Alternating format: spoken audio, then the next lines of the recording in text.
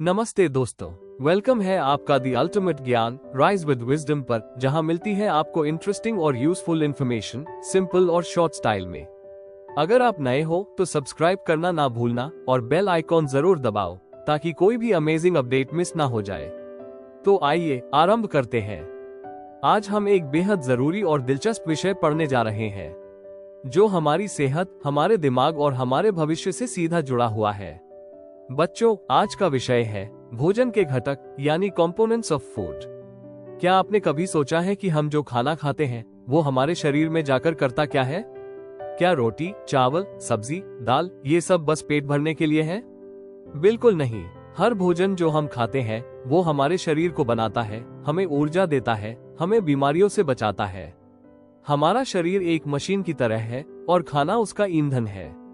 जब भी हम कोई भोजन खाते हैं वो किसी न किसी इंग्रेडिएंट से बना होता है और हर इंग्रेडिएंट में होते हैं कुछ विशेष कंपोनेंट्स जिन्हें हम कहते हैं न्यूट्रिएंट्स यानी पोषक तत्व। अब आइए जानते हैं कि हमारे भोजन में कौन कौन से मुख्य पोषक तत्व होते हैं। पहला है कार्बोहाइड्रेट्स। इनका काम है शरीर को ऊर्जा देना। खेलना, कूदना, दौड़ना, पढ़ाई करना, हर जगह हमें कार्बोहाइड्रेट से मिलने वाली ऊर्जा की जरूरत होती है। ये हमें मिलते हैं चावल, गेहूं, आलू और मीठी चीजों से। दूसरा है फैट्स यानी वसा। ये भी ऊर्जा देते हैं लेकिन कार्बोहाइड्रेट से कहीं ज्यादा।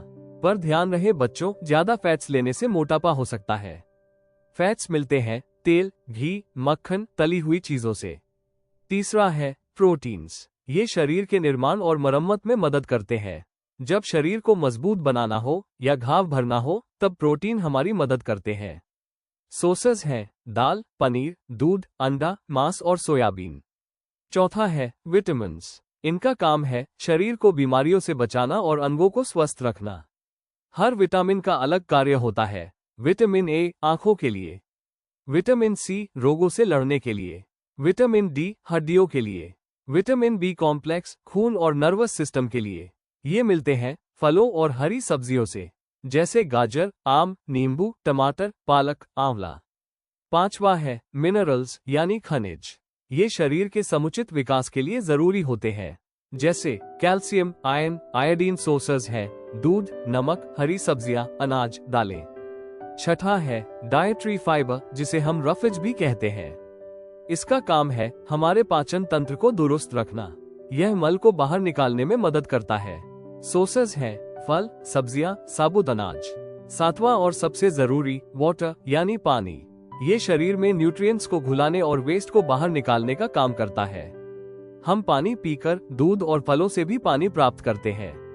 अब बच्चों, इन सभी पोषक तत्वों का एक साथ और संतुलित रूप में सेवन करना जरूरी है। इसीलिए हमें चाहिए बैलेंस्ड डाइट यानी संतुलित आहार।